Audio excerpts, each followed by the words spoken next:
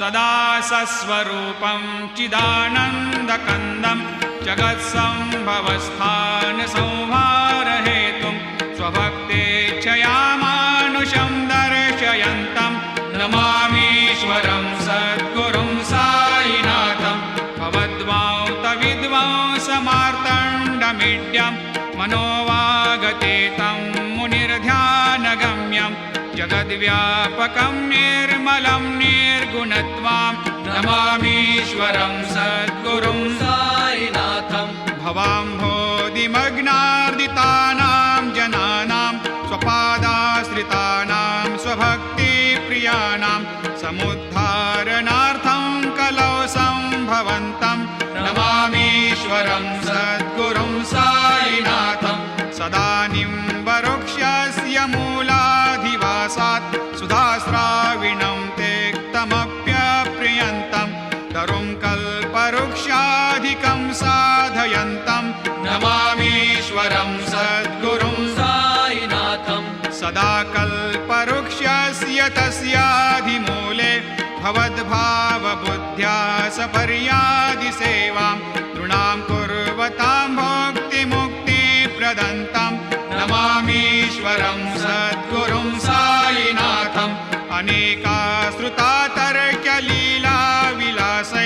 समाविष्कृतेशान् भास्वत्प्रभावम् अहं भावहीनं प्रसन्नात्मभावं नमामीश्वरं सद्गुरुं साईनाथं सतां विश्रमाराममेवाभिरामं सदा सज्जनैः संस्तुतं सन्नमद्भिः जनामोददं भक्तभद्रप्रदन्तं नमामीश्वरं सद्गुरुं साईनाथम् अजन्माद्यमेकं परब्रह्म साक्षात् स्वयं सम्भवं राममेवावतीर्णं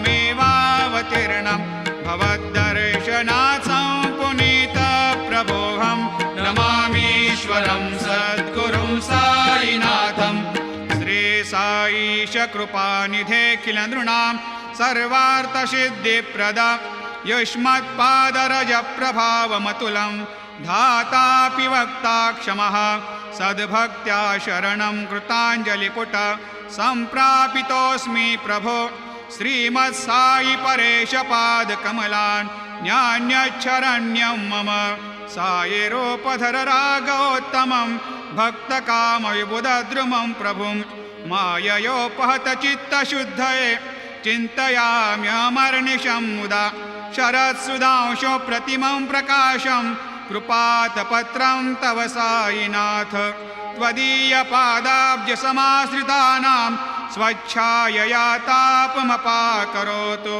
उपासनादैवत साईनाथ स्तवैर्मयोपासनिना स्तुतस्त्वं रमेन्मनोन्मे तव पादयुग्मे भृङ्गो यथाब्जे मकरन्दलुब्धः अनेकजन्मार्जितपापसंशयो भवेद्भवत्पादसरोजदर्शनात् क्षमस्व सर्वान्धपरान्धपुञ्जकान् प्रसीद साये सद्गुरोदयानिधे श्री साईनाथ चरणामृतपोतचित्तास् सत्पादसेवनरतः सततं च भक्त्या संसारजन्यदुनितोर्धवनिर्गतास्ते कैवल्यधाम परमं समवाप्नुवन्ते स्तोत्रमेतत्पठेद् भक्त्या यो नरस्तन्मना सदा सद्गुरो साईनाथस्य कृपापात्रं भवेद् ध्रुवम्।